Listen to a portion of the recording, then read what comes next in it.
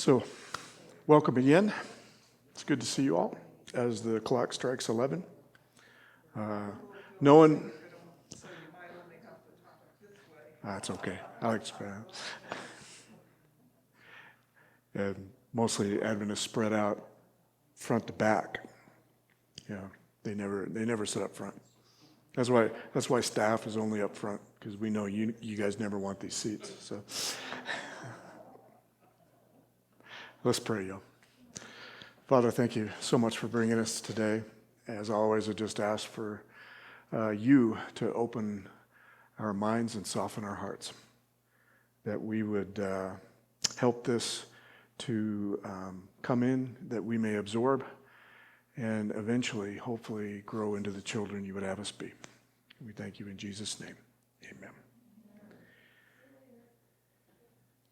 I accepted the call to my current church in late February 2015.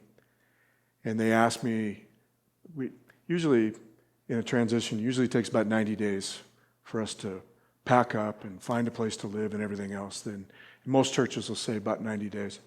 This particular church had gone 9 months without a pastor. And so they were a little anxious. And I said, well, there's no way we can move any earlier than that. And I said, I'd be happy to start coming, and preaching and stuff like that, because I've got to look for a place to live anyway. So I started preaching there in March of 2015. In 4 months, I logged 12,500 miles driving from here to Northern California.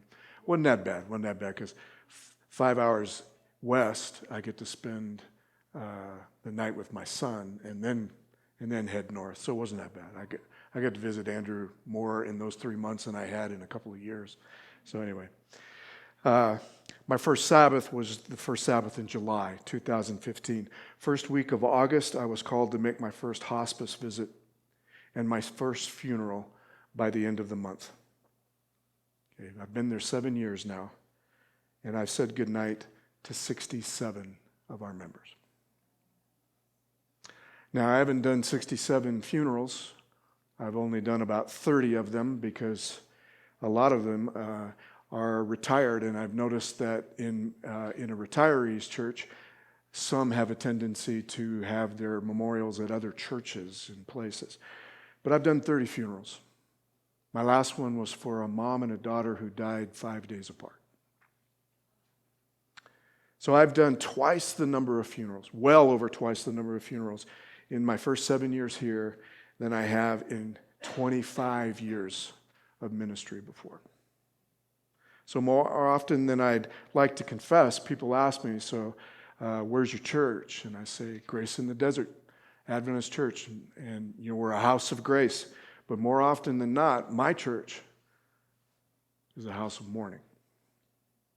That's what we do. We don't, and it's not something that you advertise. Come on Sabbath, come to the house of mourning. All right. But considering where we live, considering our temporal kingdom versus the kingdom of heaven that we're citizens at, remember again, we're citizens of the kingdom of heaven. We live by the rules of the kingdom of heaven. We love as we have been loved. That's the way we live. But we live in a temporal reality. This is the reality of us here. And so we don't talk much about being a house of mourning, because this is a kingdom of mourning.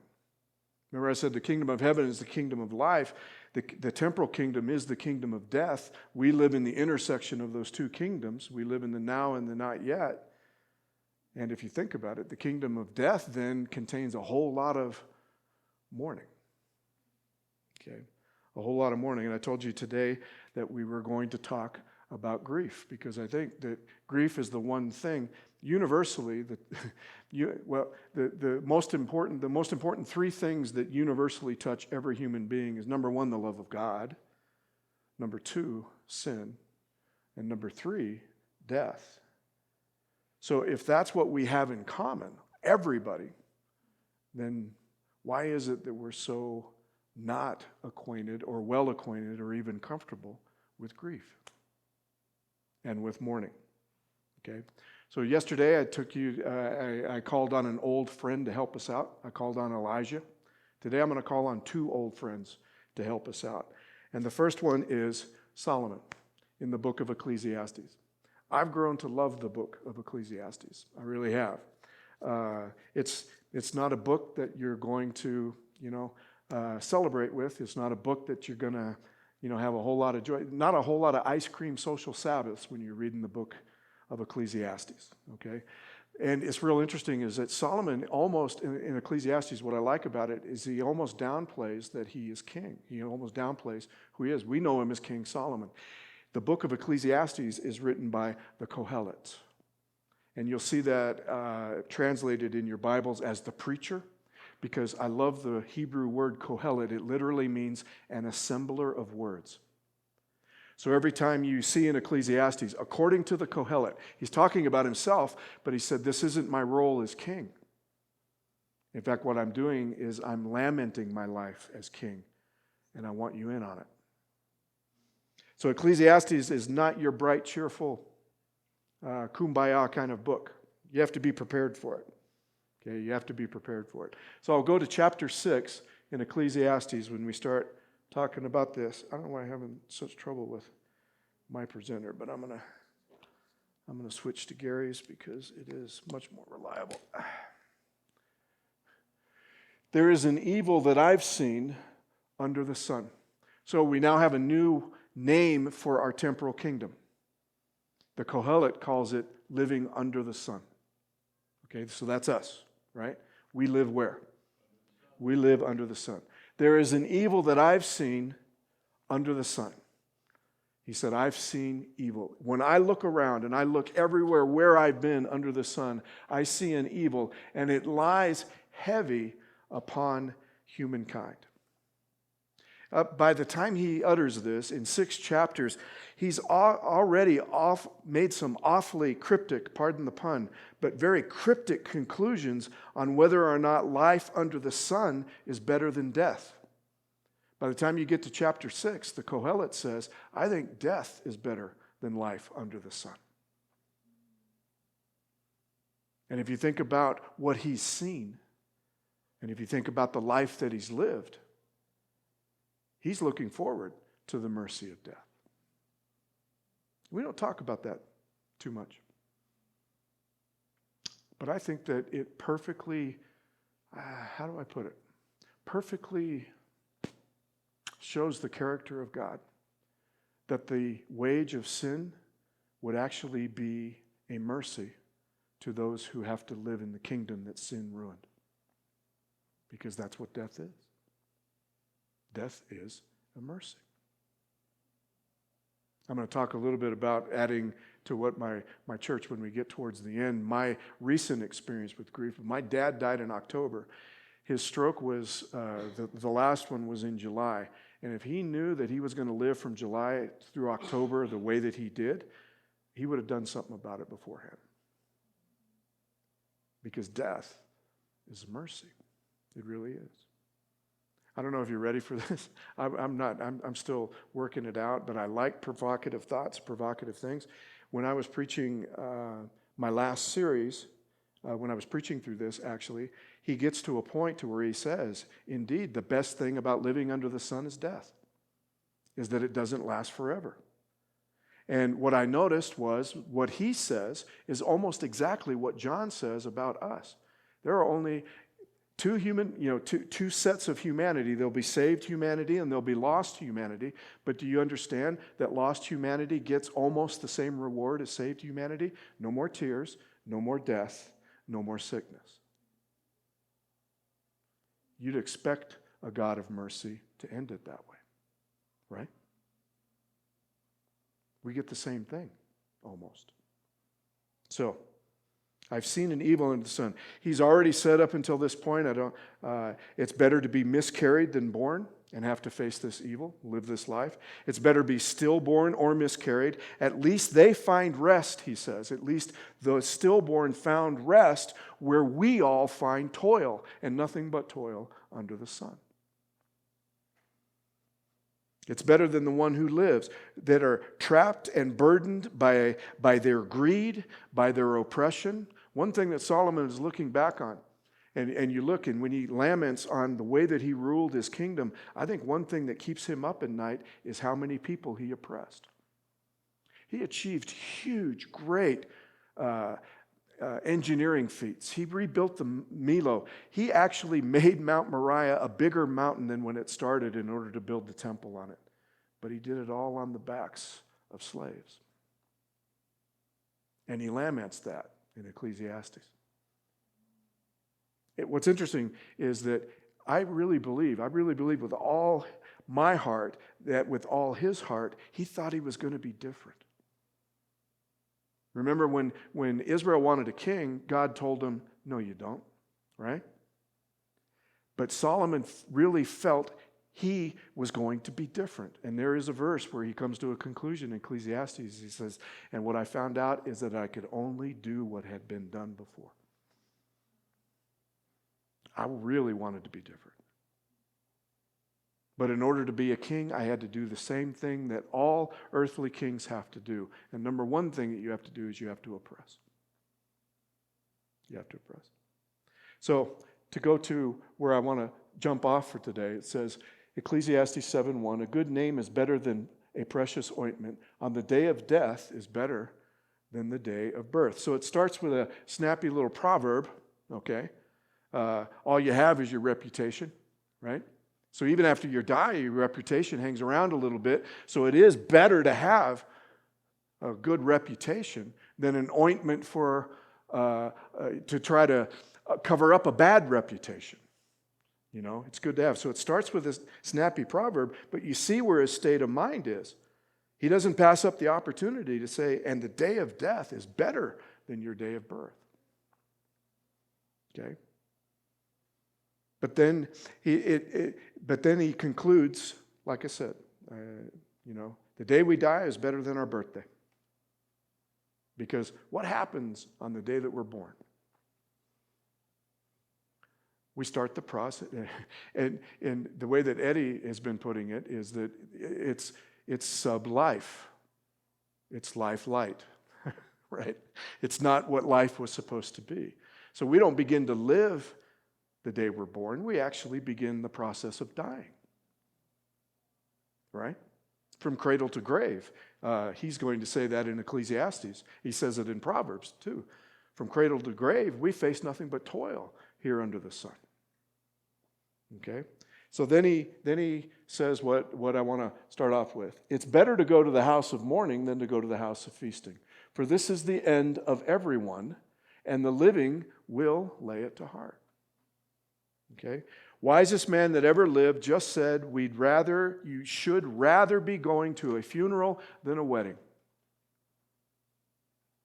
A memorial rather than a celebration. And one of the reasons that he says is because it is quantifiable. Everybody what? Everybody dies. But does everybody have the opportunity to feast? Not in the days that he was writing. And certainly we live in a world where people live and die and never had the opportunity to feast. Right? But we all what? We all die. So just by sheer numbers, Solomon is saying, it's better to go to the house of mourning. Why? Because we have to spend so much time there.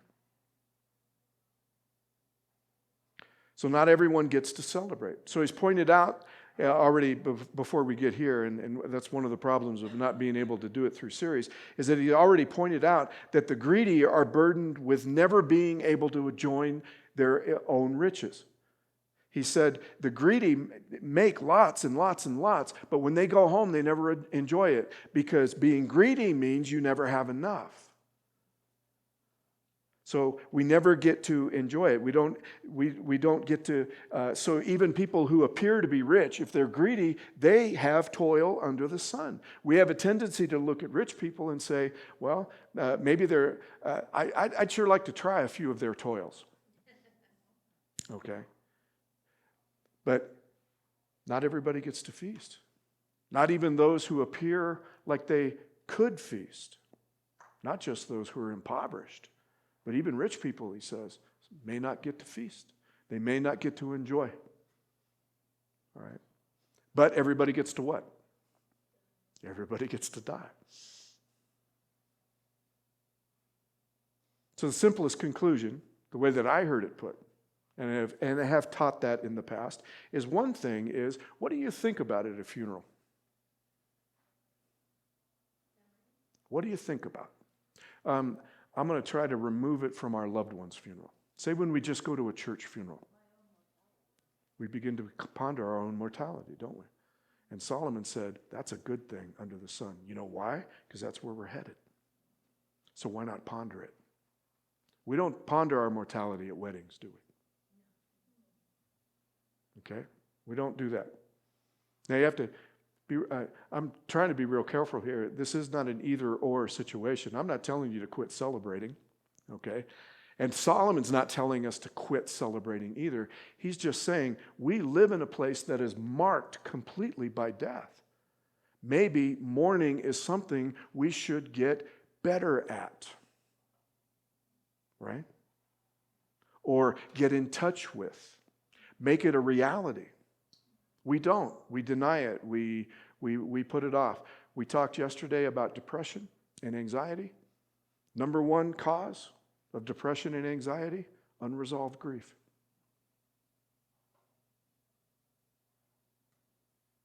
First thing a therapist will ask you when they figure out that you're depressed.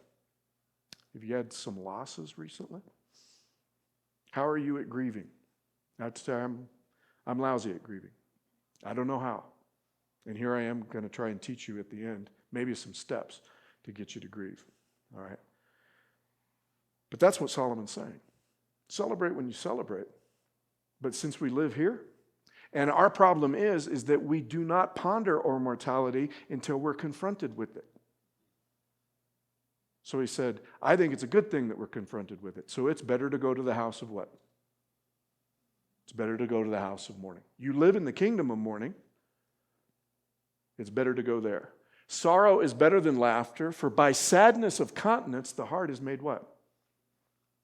The heart is made glad. That verse right there, that's got a ton of stuff packed in it. I mean, a ton of stuff packed in it. And I don't think we consider it enough, especially living on this planet. If you think about it, in this toiling place under the sun, the paradigm was changed by which we judge everything. Our paradigm was completely changed by which we compare and judge our ease, our happiness, our peace, our contentment. Right? In the garden before the fall, what did you use to judge how happy you would have been? It was perfect. You could judge it on life. You could judge it on life itself. I am so happy today, but he says I'm going to be happy tomorrow. Holy cow. We turned that paradigm upside down. Now we judge everything about our life by death, poverty, sadness, war, and discontent that all comes first. On the day that you eat of it, you shall surely die. From that day forward, the paradigm switched. The standard in the kingdom of mourning isn't life. The standard is death.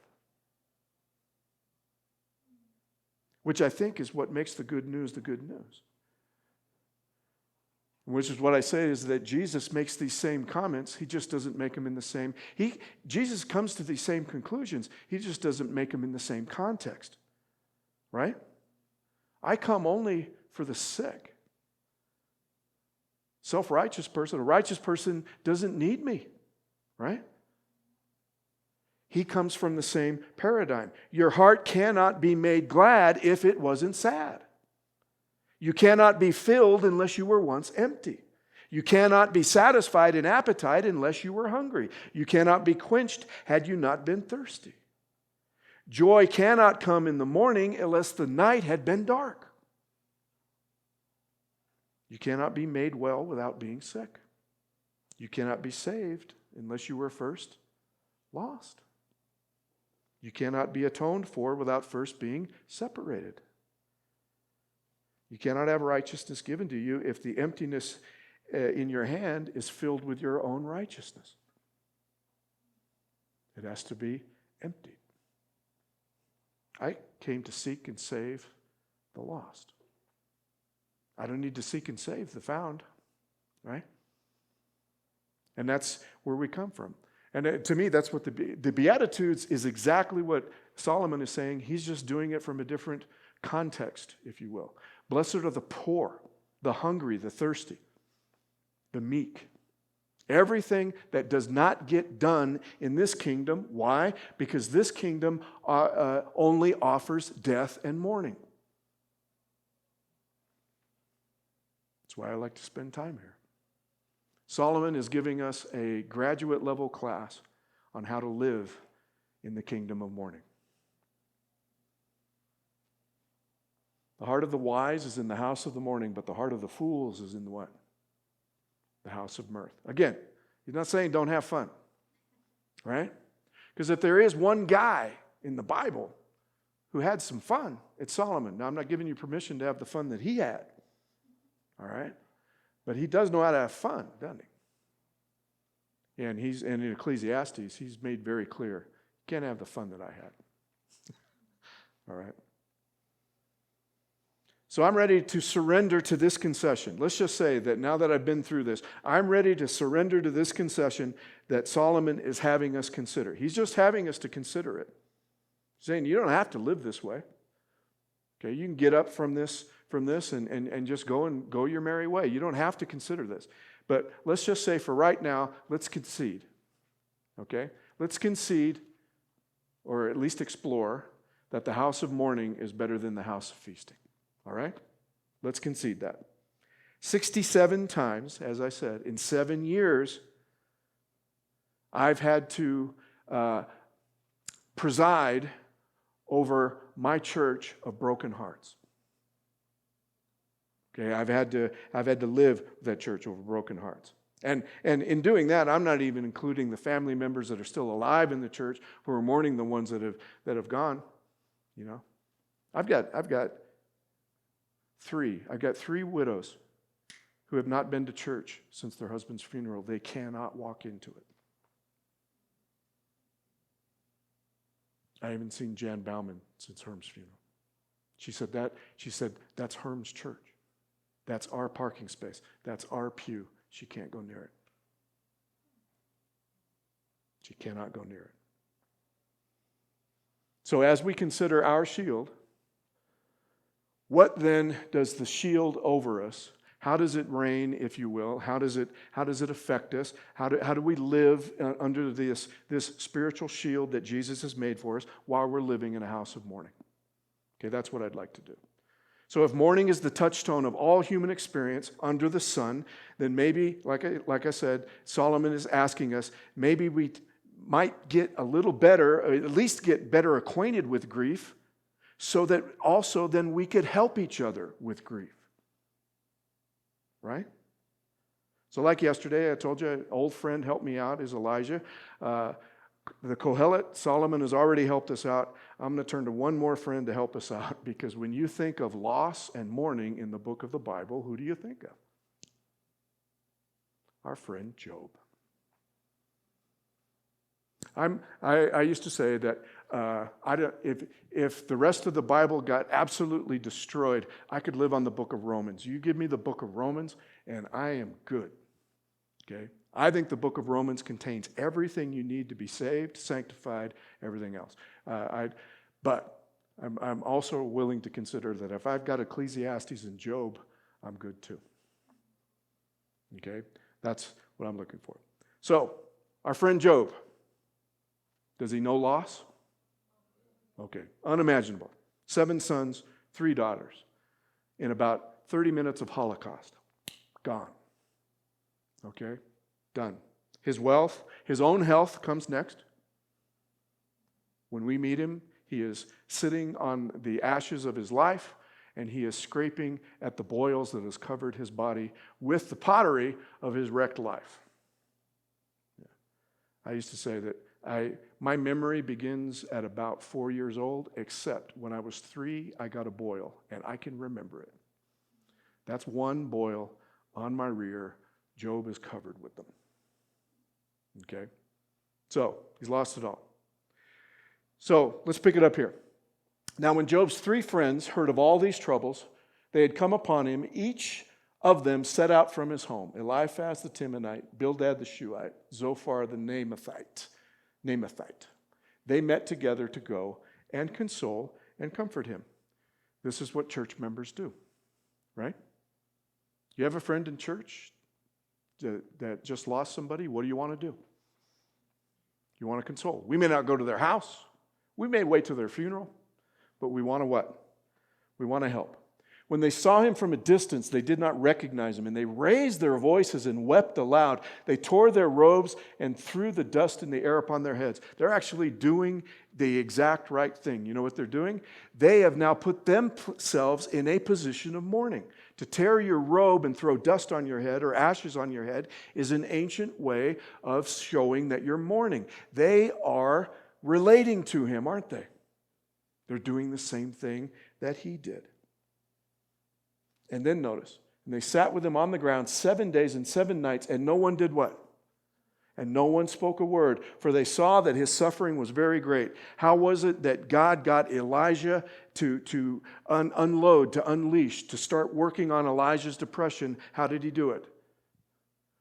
Silence. Okay? So when Job's friends show up, they're doing exactly what they're supposed to do. Our problem is that after 7 days, they begin to open their mouths. Okay? But like I said, church members, they've come to comfort him. They've been with him for 7 days, is what we're called to do. And up until now, they are doing everything right. They're doing everything that we should do. We should empathize with people who are grieving. Why? Because we're grieving too. Right? Or we have grieved. So when Job begins to speak, it's not surprising his grief journey begins at the same place that the Kohelites did. It's almost like he read, maybe the Kohelet read the book of Job, okay, but they almost sound exactly alike. So this is Job. These are the first words we hear Job speak. All we know is up until now is what happened to him.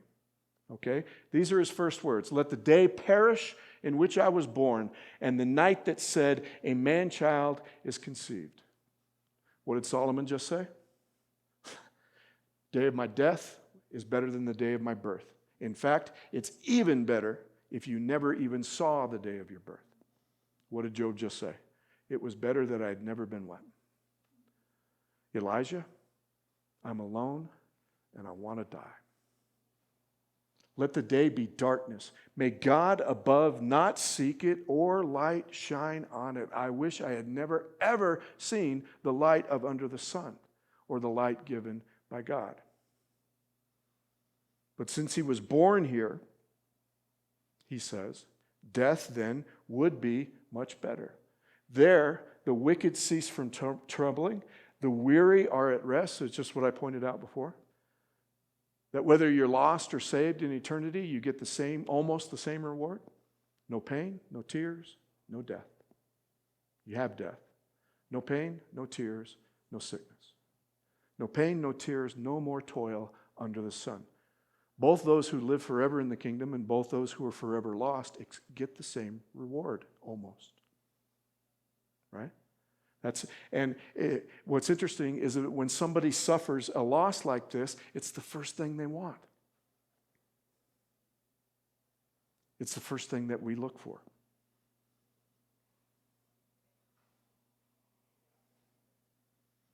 Even the wicked. Everyone gets rest. He agrees with Solomon that life under the sun and this state of mourning would be better off when I die.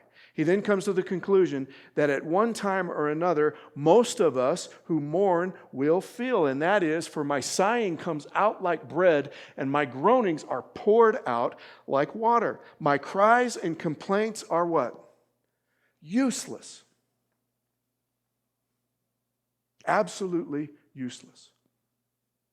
How useless is bread and water poured out onto the ground?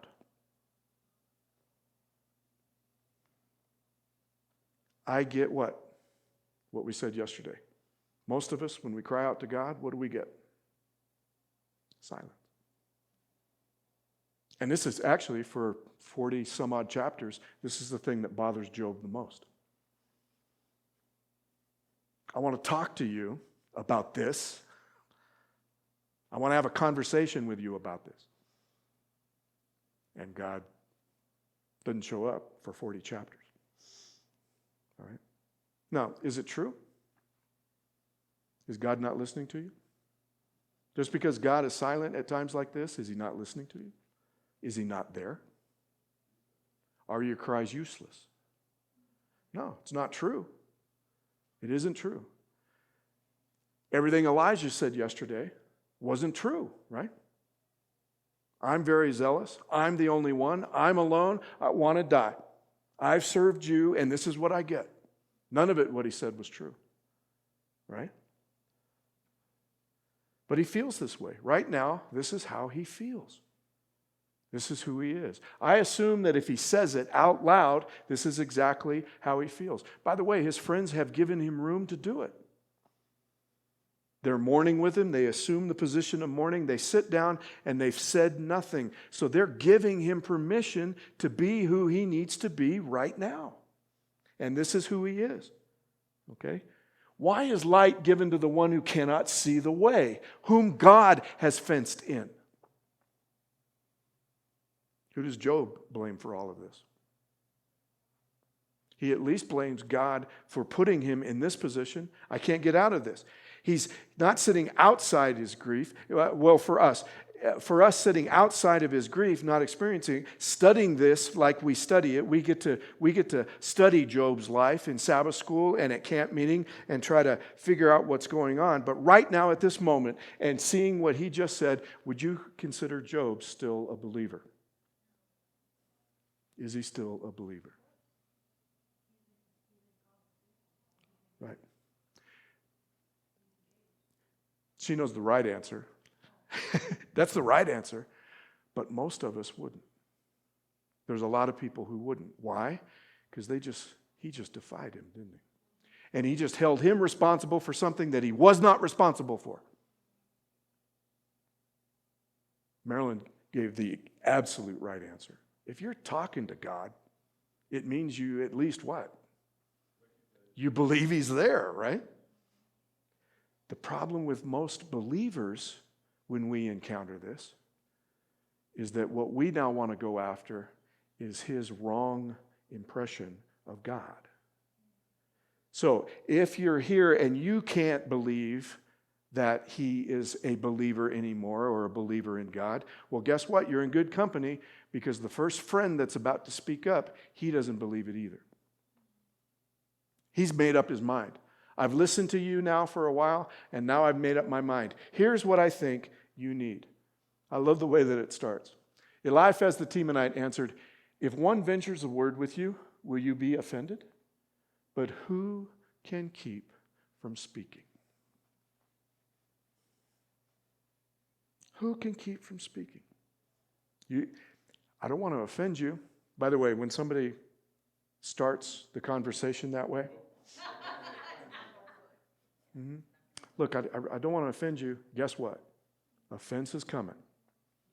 It's going to be the very first thing out of your mouth, out of their mouth. I can't keep my mouth shut. Who could? No offense, Job, but here I go. Starts by saying, see, you've instructed many. You've strengthened the weak hands. Your words have supported those who were stumbling, and you've made him feeble knees. Well, at least the first thing he said was an offense. He said, you've been a pillar of strength up until now. You have been a believer up until now. See, what is the one point of reference that we all have if we're in a church and we're trying to help somebody is that our point of reference is that we're fellow believers, right? Okay? So the point of reference, up until now, you've been a believer. The key is the way that he puts it, up until now.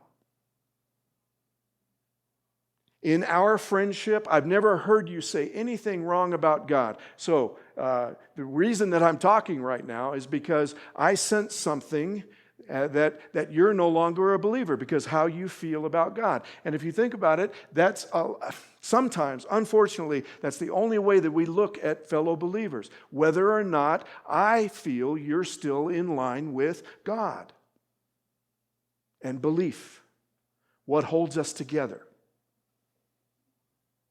Up until now, it says, you've been a pillar of strength. But now it has come upon you, and you're what? Now the things that you used to be able to comfort people with, it's come upon you, and now you're impatient. It touches you, and you are dismayed. Where is your faith? What happened? Is it not your fear of God, your confidence, and the integrity of your ways, your hope? In Eliphaz's mind, he's abandoned God in his grief because of what he feels he said about God. And at first, it's also his way of saying, now that it's happened to you, you can't practice what you preach. You used to preach to others, strength in God and everything else. And now that it's happened to you, you can't practice what you preach. Doesn't your faith bring you hope? I can't understand. If you were really a believer, you wouldn't be speaking about God this way. Where is your faith? And he actually knows where it is. It's a rhetorical question. Think now, who that was innocent ever perish, or where the upright cut off? He knows exactly where his faith is the reason that that this has happened, and you're proving it by blaspheming God. The reason this has happened is you must have committed some horrible sin for this to happen. That's where his faith is. So exactly what we were talking about yesterday. When somebody goes and tries to comfort somebody and they do it by kind of pointing out that, this is a little bit your fault because, if you were really keeping the health message, how in the world did you get cancer? Right? He knows exactly where it is. I know where your faith is. It's obvious. You're suffering because you've sinned. And now the proof is that you're opening your mouth and all you can do is blaspheme God. So I told you, they were doing everything they could. They were doing everything right and comforting, and they blew it out of the water the second that they begin to open their mouths. Right? Who can keep from speaking?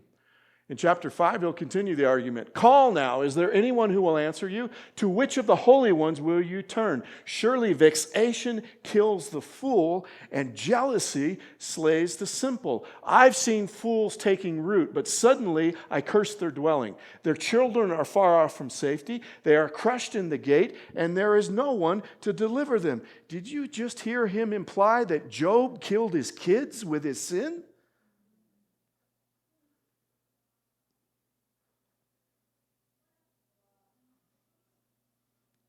Job holds God responsible for this. The friends say, you're responsible.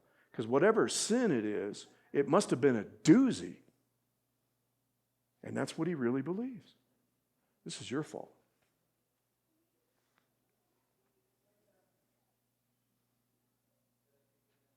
He can't help himself. Who can keep from speaking? I can't help myself. And then he tells him this. As for me, I would seek God. And to God, I would commit my cause. When you know the context, I've never seen a more arrogant, self-righteous comment than that. Because Job was doing exactly that, but Eliphaz says, you can't do that because you're a sinner. I can do it. Because I obviously haven't committed the sins you have because my kids are still at home. Haven't you prayed hard enough? Can't you have faith like me? So summarize this fellow believer's, Job's friend, summarize his response to grief. I have something to say about God. Job isn't right. God cares. God's listening. Remember your faith. You have a hope. Have you prayed? Oh, if not, then pray harder, like me. Seek God. And when you speak to many who've decided to share their grief journey, it's surprising to find that most of the insensitivities come from fellow believers because we can't help ourselves. Remember, I pointed out yesterday by concluding that one of the reasons that we try to comfort people this way is because we have a hole in ourselves. We're comforting God because we feel that we have to. We're balancing out the scales. We walk in there not whole and assured in Christ's love. The one thing about legalists, and I don't have time to be able to talk about that, so I have to go back to the old terms and the old categories, and everything. The one thing about them is that they really don't believe God loves them. If you're trying to earn somebody's love, that means that you start from a standpoint that you don't believe they love him. And that's why I said about the church yesterday too, about the 7 churches. Ephesus loses their first love. They don't believe God loves them, so what do? They go do church right. They call out heresies. They purify the church. They're calling out all kinds of false doctrine and everything else. Why? Because they think they've got to do that before God loves them. You've lost your first love. And then the 2,000-year history of the church is we're trying to find substitutes for that love. Which is why it deteriorates to the point to where, you know what? And I love what you said today, Gary. Let's just lock Jesus out. Because all he is a reminder that we're not good enough. Let's just lock him out. I'm rich and have need of nothing. But going back to the standpoint of the paradigm of worst to best, Dr. Pauline points out that Laodicea gets the greatest reward. All they have to do is open the door. Jesus says, you open the door, I'll come in and sit with you. Laodicea gets the greatest reward of all the churches. They get Jesus. But we got to open the door. So what happens is that if we're completely empty in that, then we feel that we first need to say something. We have truth, and truth tells us where our hope lies. So I want to comfort you with hope. And in my Adventist mind, the only way I can comfort you is to give you the truth. Well, what is truth without mercy? What is truth without love? What is truth without compassion? We'll talk a little bit about that tomorrow, about the weapon that we've made, the shield. We've made truth a weapon too, haven't we? Grief for those who aren't grieving at the time is at least uncomfortable. Our need to comfort can be driven by this discomfort. One of the reasons I feel I have to say something as a pastor, okay? And again, this is just me. I'm not speaking for Gary. I'm not speaking for any other pastor. I'm just trying to be real. I'm just trying to be honest, okay? One of the reasons I feel I have to say something is because once I say something, I can leave. I've done what I'm supposed to do. Why? Because for somebody who's not grieving, being around people who are grieving is uncomfortable. And part of the discomfort, to give everybody who's not grieving a benefit of the doubt, part of the discomfort is that we really want to do something, but there isn't anything you can do. And that's the discomfort. But for me, that want to do something is driven by ego and driven by a pastor supposed to know how to comfort and everything. So I talk like Eliphaz because when I'm done, I can leave. I've done my comforting. I read her Psalm 139. Bye.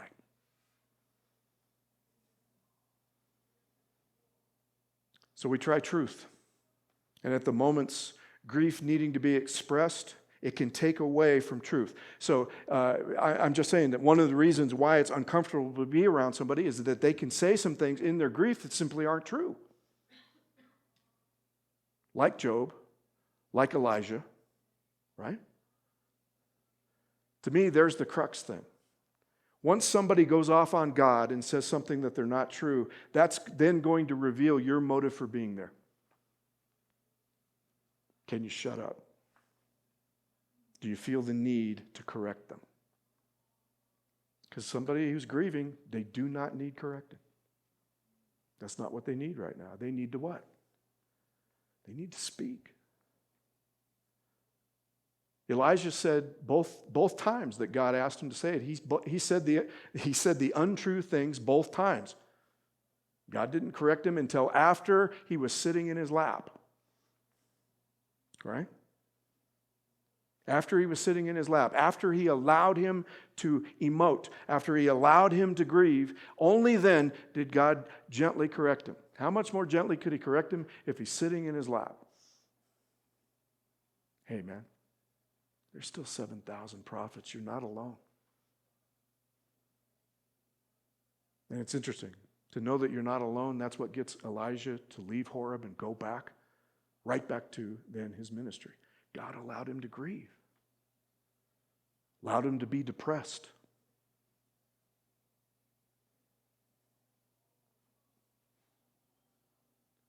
Those who withhold kindness from a friend forsake the fear of the Almighty. This is Job's response now to him. Okay? And that's what's interesting is that their actions and their words require Job to teach at the same time that he's grieving. Job's remarkable, actually. So let's let somebody who's grieving teach us right now who may not be grieving, right? May or may not. Let the one who's grieving teach us what grieving people really need. Those who withhold kindness from a friend, what? Forsake the Almighty. This very God that you're talking about, I know that you don't believe in him. I know that you're the one forsaking him because I need kindness right now and you're not giving it to me. My companions are treacherous, like a torrent bed, like freshets that pass away. Snow in the desert does not hang around too long. As he's talking about snow around mountains like Sinai and everything like that. Once the sun comes up, they're gone. And they cause flash floods and everything else. The desert was not made to be snowed on. Okay? Run dark with ice, turbid with melting snow. In the time of heat, they what? They disappear. I say some things that make you uncomfortable, and what do? You abandon me. I wish they would have, actually. I wish they got up and abandoned him. But what they did was they abandoned themselves behind this rhetoric of truth, their need to correct him. In the time of heat, they disappear when it's hot. They vanish from their place. Just the opposite of comforting. They've been doing what? Eliphaz is tearing him down. And I'm jumping over things. All three friends have a shot at it. All of them do exactly what Eliphaz did. It's just that they have different words. So Job is divided up into, don't hold me on this, 4 sections. Because it's Job, all three friends, and Job in between each of them. So that it's broken up into 4 of those sections. So Job speaks, Eliphaz speaks. Job goes back to Eliphaz. Next is Bildad, I think, and then next is Zohar. And Job has a chance. So they're broken up into these 4 sections. They come at him 4 times. They come at him in 4 waves until finally they just kind of, And then the other guy shows up after they shut up. Just the opposite of comforting. They're tearing down. Truth without mercy, as I pointed out before. So Job says this, teach me and I'll be silent. Make me understand how I've gone wrong. He says, I haven't heard anything you telling me that I'm wrong. Teach me. I'll shut up. Okay?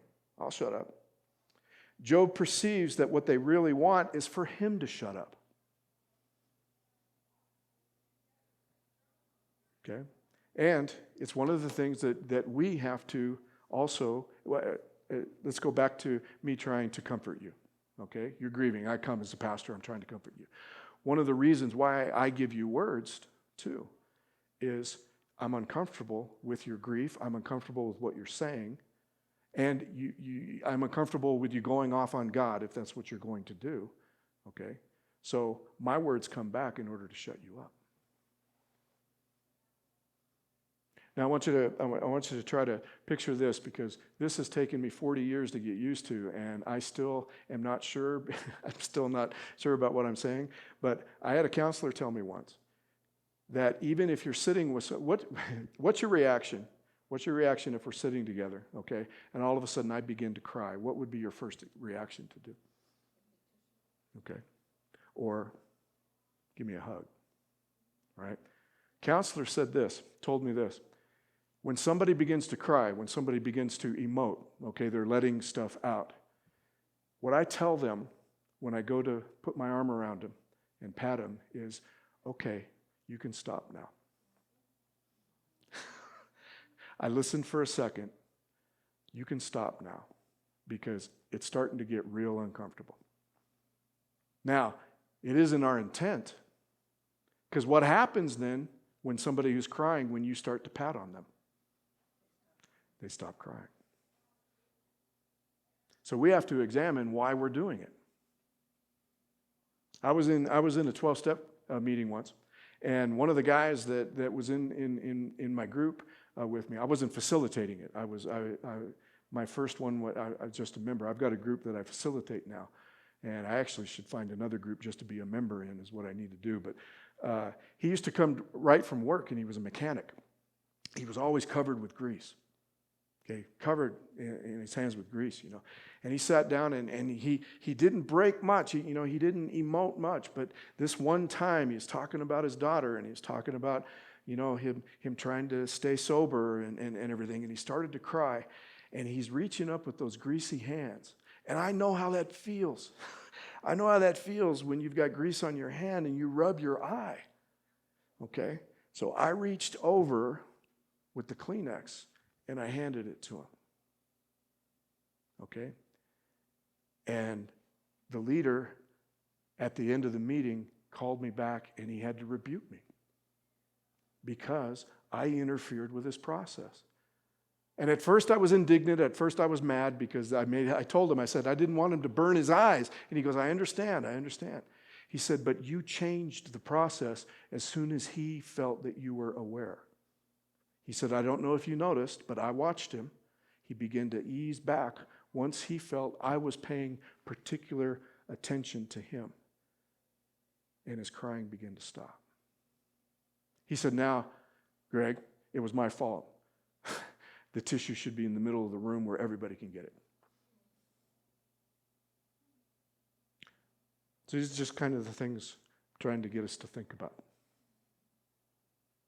Because what I've struggled with as a pastor, is, why am I here? Okay, is this about me? Or is this really about them? What kind of messages am I giving? I may not come right out and tell you that the reason that you are going through this is because you're a sinner. Okay, I may not come right out and tell you, but what else am I doing to get in the way of you grieving? I pointed out yesterday, pastors make lousy chaplains. Because chaplaincy is the ministry of presence. Okay? Chaplains show up at your bedside and they sit with you. They want you to talk about your fear, about what's coming up, your disease, why you're there. They need you to talk about it. Because talking about it is the only way that they're going to try and help comfort you to get you into that operating room and be waiting for you when you get out. Chaplains have very few words. Pastors make lousy chaplains because we always have to talk. So I think it's a different call. It's a different gift. Although I have heard some chaplains that make some great preachers. But anyway. So even when we're doing what we think is good, we might be actually giving the message that, okay, I listen to you cry, I listen to you go off on God. I'm done now. You can stop. So even a hug or anything. Counselor says. That's why professional, all kinds of stuff, but it's also the other reason why when you begin to cry in a counselor, they don't move. They're not going to get up and come across the room and hug you. Right? Because they're there to listen. This is what they wanted you to do.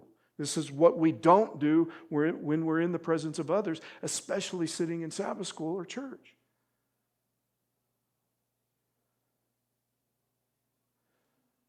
So he says this too. He goes, how forceful are honest words? This is what even Job is pointing it out. So you're honest. Doesn't mean a thing if you're mean. You're sincere, you're honest. But your reproof, what does it reprove? He's even pointing it out. You can reprove me all you want. This is not the time. I've lost 7 kids. Look at me. Can you imagine what he looks like? Remember their reaction when they saw him? You got boils busting over his eye and running down into his nose and his mouth, and they want to reprove him about what he's saying. Sincere and honest is great. Context of your sincerity and your honesty. It's not the truth that is wrong, it's just the wrong setting. By the way, I've only touched on even if it's really true. There isn't anything. Oh, well, I shouldn't say that. There's a lot of things that his friends say are true about God. But for the most part, everything they say almost negates the right that they've said about God. And I have proof because when God shows up, he says, "You have not spoken rightly about me as my servant Job has." So I know that they've been wrong. So I'm giving us the benefit of the doubt and saying that we might even be saying something that's true. And Job's saying, what good is it right now?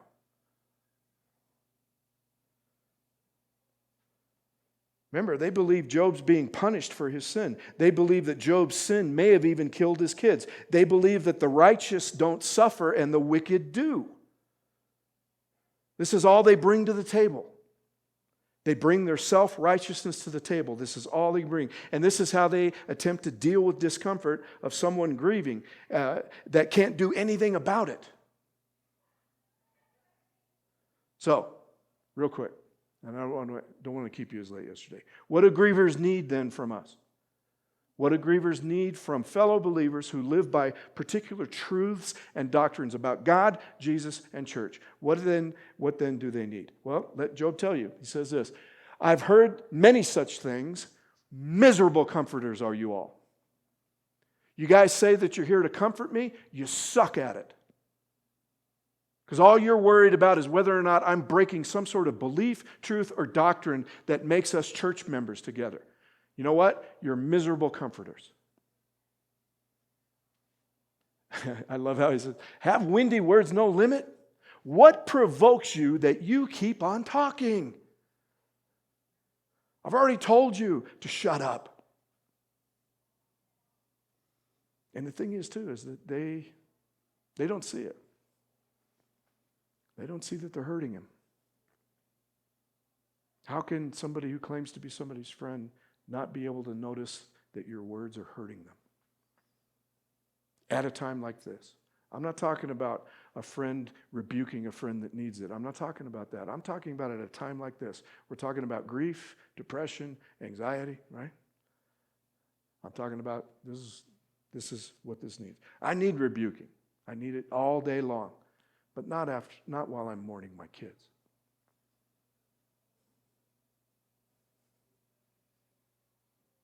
And then I love this part. I love what he says. You know what would help me right now, Job says? I could talk as you do. I could debate you. I could talk as you do. If you were in my place, I could join words together against you. You think you're good at it? Man, I could be real good at it. And if you were in my place, I could put them against you and I could shake my head at you. I could do it. One of the things about Job is that truly gets to me is that there are times that he sounds like a child. You know? And that's what he sounds like here. I could do what you do. The one that really truly gets me is when he tells God, you know what? I'll be gone and you'll be sorry. Every time I read it. One of these days he says, I'll be gone and you'll come looking for me and you won't find me and you'll be sorry. Didn't every kid that ever ran away when they were little tell that to their mom and dad? I'm going to be gone and you'll be sorry. And we stood at the door going, okay. I know you'll be back when you're hungry. I could talk as you do. I could put words together. I could put truths together. I could put doctrine together. I could put right information together. And he said, but you know what? I could also do what? I could also encourage you with my mouth, and the solace of my lips would assuage your pain. I could do like you, but you know what? I could do this too. And this is what I'm trying to get across. This is what he's telling us when we go to try to help somebody. We can do it too. You can do it, he says. We can do it too. If I speak, my pain is not assuaged. If I forbear, how much of it leaves me? So I'm saying a couple of wrong things in my high emotional state. What does it matter? I'm not trying to get away with something. What does it matter, he says? If I forbear, how much of it leaves me?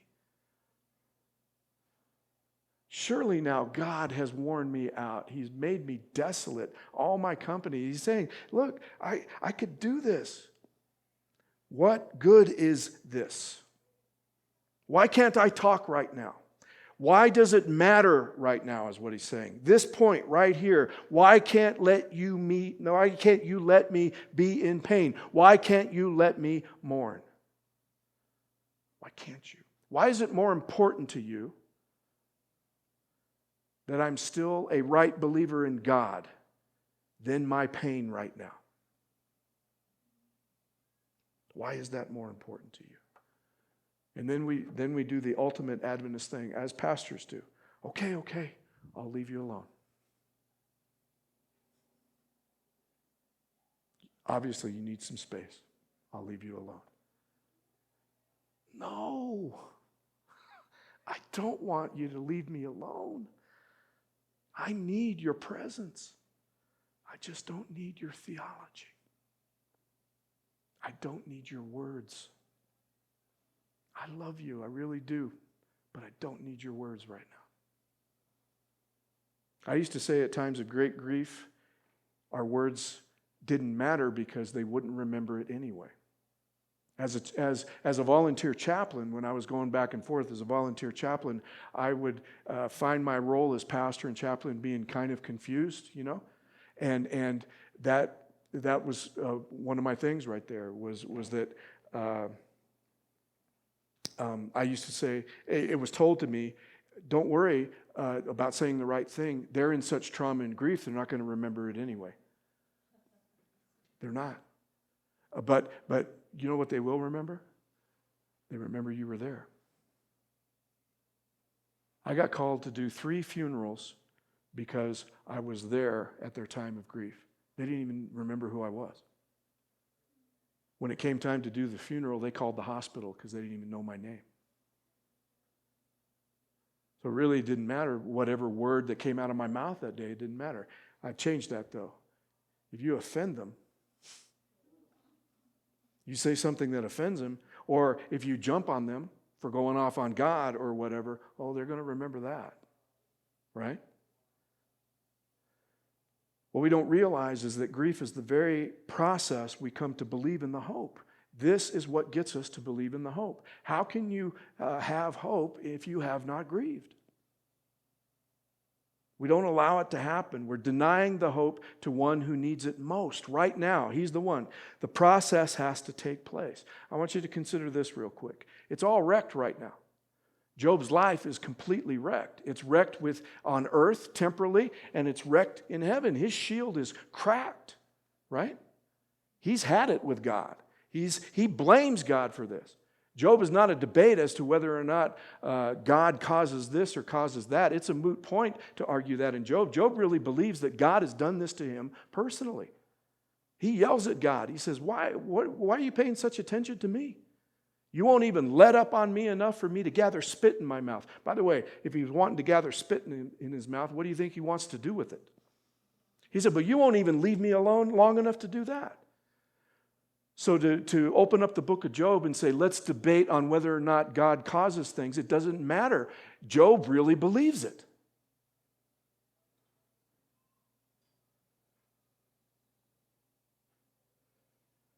So it's all wrecked. See? And that's what he says. Surely you've worn me out. You've made me desolate in all my company. It's all wrecked. My life in heaven, my shield above me is completely wrecked. You've done this to me. And by the way, it's all wrecked here on earth. My breath is repulsive even to my wife. I'm loathsome to my own family. It's wrecked here on earth too. It's completely wrecked. I have no relationship that at least what I used to know about God, I've got no relationship with my families anymore. His friends are sitting around telling him it's your fault. I don't even have a relationship with you right now. It is all completely wrecked. But then listen what he says. Even now, though, he says, my witness is in heaven, and that he vouches for me is on high. My friends scorn me. My eye pours out tears, that he would maintain the right of a mortal with God as one does with a neighbor. Wow. Even now, Job knows there's an intercessor. Right now, by the time you get to chapter 16, right now I know. Even though I know that there is. But look where he started. Look back where he started. Oh, that my words were written down, or that they were inscribed in a book, or that an iron pen and with lead they were engraved on a rock forever. For I know that my Redeemer lives, and that at least he will stand upon the earth. He knows that right now, by chapter 19. Okay? It's remarkable. Guess what I hadn't shared about the book of Job is that it is the oldest story written in the Bible. It probably comes just at the end of the flood. It is the oldest story in the Bible. Yes, Moses is the one who wrote it. He recalls it. But the story itself about him, it goes all the way back. Resurrection is a rather late theological development. So even before the books of Moses were written, even before all of that, just after the flood, Job already has a working theology of the resurrection. I know that my Redeemer lives. I know I have a friend. My goodness. From the pain and suffering until death, the only hope Job has is he leans on this. I know I have an intercessor in heaven, one who pleads with God like one who pleads with a neighbor. Now, isn't this the hope that the comforters wanted to bring him? Guess what? He already knew it.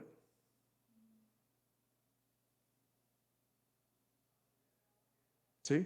But when he started, when he started back, all he could say back in chapter 9, all he could say was, there's no umpire between us, one who might lay his hand on us both. Job's constant cry is, I want to have an audience with God. I want to talk to him. Because maybe one of the things of why he's doing these things to me is that he doesn't know what it means to be a man. He's God. He doesn't know what it means. Okay? So that's why he's doing this. He doesn't understand. He doesn't empathize. So what does he ask for? I wish there was somebody who could touch God and touch man. I wish there was somebody who was a son of God and a son of man. I wish there was somebody who can understand me. I want to talk to God, but he's not going to understand me. So back in chapter 9, that's as far as he can go. And then in chapter 16, he says, now it's a fact. Before he was asking for it, now it's a fact. Between chapter 6 and 19, what's changed? Nothing. He didn't get better, right? He didn't get his kids back. His wife didn't come out and say, forgive me, I'm mourning too. I didn't mean to yell at you. Right? What changed? He was allowed to grieve. The very hope that they wanted him to have only came because for what's 6 to 19, 13 chapters, he was allowed to grieve.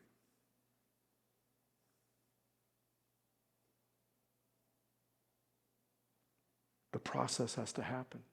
The pain has to be gone through. If not, like I pointed out with you, if we don't grieve, 10 years from now, if you don't grieve your loss, 10 years from now, you're going to be so depressed you can't get out of bed, and you don't know why. Because either we were never allowed to, we don't know how. With me, I don't know how. So we either don't know how or whatever. So that's our context. You know what he says. For in hope we were saved. Now hope that is seen is not hope. For who hopes what is seen? But we hope for what we do not see. We wait for it with patience. How do we get to that hope? In the kingdom of mourning, we have to get through it through grief. And if you've got a church or people or friends who are teaching you that if you're grieving, you must be on the outs with God, how are we ever going to get to the hope that gets to us? In the kingdom of mourning, we have to be well acquainted with grief. We have to be well acquainted with mourning, simply for us to be able to get through the day, and if we're going to help somebody with their grief. We can't stand in their way. And all I'm saying right now is that I think the church, right now, the way we're structured and how we go about it and what we teach people about God stands in the way of people grieving rather than facilitating their grief. Okay? Can you hang with me just for 1 minute? Because I've made a promise that I'm not all about theology. I want to make it practical. Okay? So this is you can tell Walt when you see him. I'm trying to make it practical. Okay? My best friend in ministry, he can make anything practical, and that's. I'm an amateur theologian. I'm a wannabe theologian. I think theology cures everything. I don't really care if it's pragmatic, but anyway, I'm trying. Okay, I'm trying. For those who grieve, right? You shared with me, they've lost their mother. Okay, so recently, I lost my father in October. The year before that, just almost 2 months to the day, I lost my little brother. My wife, in 3 months, lost a brother, a sister, and her mom. Okay, if you're grieving, or if you want to. Okay, I just want to let you know, most of the people in your life, okay, will not be able to help you because most of the people that are in our lives that aren't grieving cannot relate, and it's okay. They're not grieving. They didn't have the relationship with the one that we lost that we do. They can't understand. They can't know. Most people are just looking to get on. For most people, average people, church members, a funeral is about as far as they can go with you. So don't get mad at them. Just understand. That's the one thing, is even in the midst of his grief, Job kind of understood what was going on, and he actually helps them to help him to try to grieve, right? So don't get mad. Don't get resentful. It's just fact. Most of us, all right? And I want to tell you that after the funeral, it's taken me months because I'm the executor of my dad's estate. I've almost pretty much all got it settled. So I've gone through all of that and everything else. And by the way, mostly working, not grieving. Anyway, but when it's done, nothing prepares you for that. When the funeral's done, when your kids go home, and everybody begins to get on with their life, nothing prepares you for that. So don't feel that you had to be prepared. Don't feel that you can't grieve because you weren't prepared for this moment that I'm alone now. Okay, don't let that get in your way. All right? So the best thing that I can tell you now then is grieve. Do it. Whatever it takes. You're commanded to, even in the passage that we have. We do not want you to be uninformed, brothers and sisters, about those who have died, so that you may not grieve as others who have no hope. Notice what he says first. You're going to grieve. You have to grieve. Now, don't grieve as those who have no hope, but guess what that's saying here is that, you can still believe in a future hope and grieve. Right? People who are not grieving and in church, they don't understand that. So what church members do with what we do with all good intention, we try to hope away the grief. We have to understand when we're dealing with people who grieve is that they don't need hope right now. They still have the future hope. It'll be waiting for them on the other side, but that is not what you need right now. You don't need truth. You don't need assurance of hope. You just get to be able to have it because you believe. See, but my discomfort with you, not being able to handle your grief, I'm going to come at you with hope. And then when it doesn't ring a bell, when we don't stop crying and we all of a sudden get up and don't rejoice, then I walk away going, man, she must not be a believer, really. Job's friends. Right? So, remember that it takes energy. It's exhausting, grieving. It's exhausting. Sleep when you have to. And it'll probably be weird times that you go to sleep, too, at first, all right? Stick with your routine. Stay with your routine. Don't stay in bed all day. Get up, get dressed, get about the house, okay? Don't leave it behind. Bring it with you. Journal. Your thoughts move too fast. You need to process your thoughts of grief. We all do. It needs to be processed. And if we just think about it, they zip in and they zip out. We don't process them. If you write them, it slows it down. Okay? It slows it down. When it comes, and let it come. Marilyn shared that it hit her in the grocery store the other day. She saw a box of Rice Krispies, and she just immediately began to weep. Let it happen. You might get stared at, right? It's not about Rice Krispies. Okay, might get stared at. No such thing as normal. No such thing as a normal time period. No such thing as moving on. Okay? No such thing. And most important, find someone to talk to.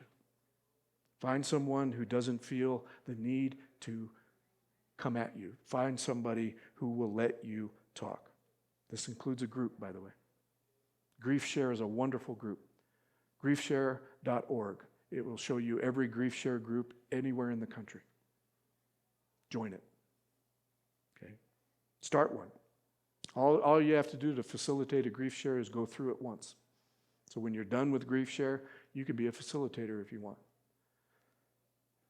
My church, 67 funerals in 7 years, we don't have a Grief Share group. Hospice, every hospice offers you a grief recovery group, every patient that they've ever had. You start getting it in the mail. Go. Don't worry that somebody's going to talk about their loved one being, in heaven right now, or that they came to see them in a dream last night. It's not about you being there. Don't become one of Job's friends. Let them talk, okay? And then then you get to talk too. And don't share because you want to correct someone else's theology. Go. Adventists are so scared that they're going to hear something that they're going to have to correct, I guess, or whatever. Just go.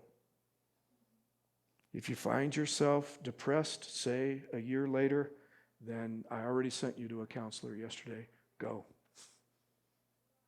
Counselors can help us with our grief. All right? So, the teacher teaches what I can't do, but I'm putting that forward. Just let you know that my therapist is working on that with me right now. Okay?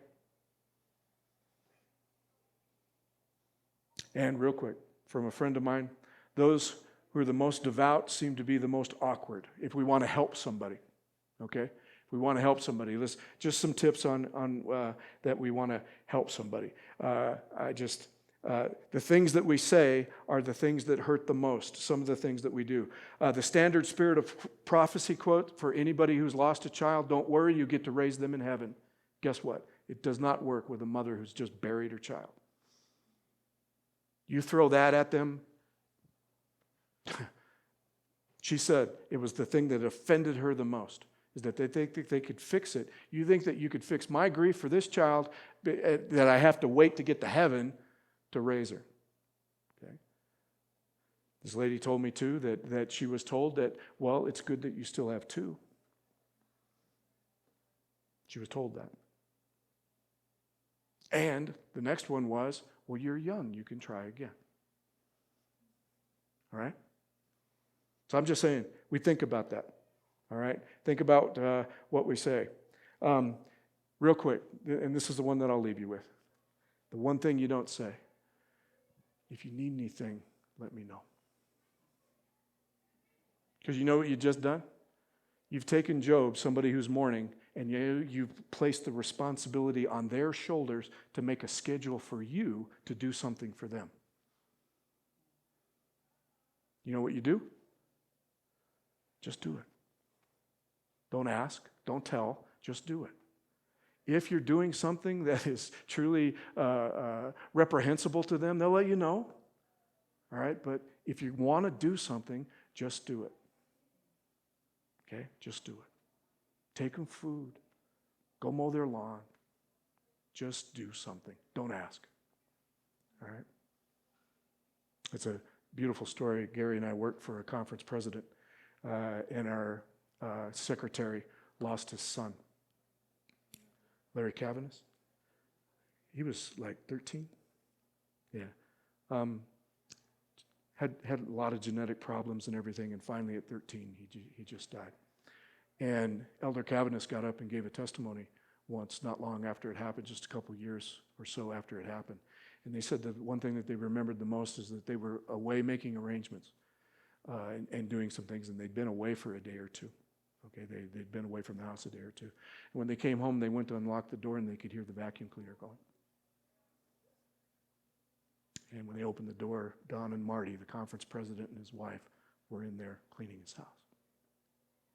And Elder Snyder said, I just didn't know what else to do. And it's the thing that Larry remembers the most. Okay? So we there? I've gone way past. And the people are looking to get their blood pressure checked. So thank you for the extra time. Okay, I really appreciate it. And then let's pray for all of us in our grief. Let's hold each other up, and let's just, as I pointed out yesterday, let's get better. Let's get more comfortable with grief and mourning and mental health and all of that.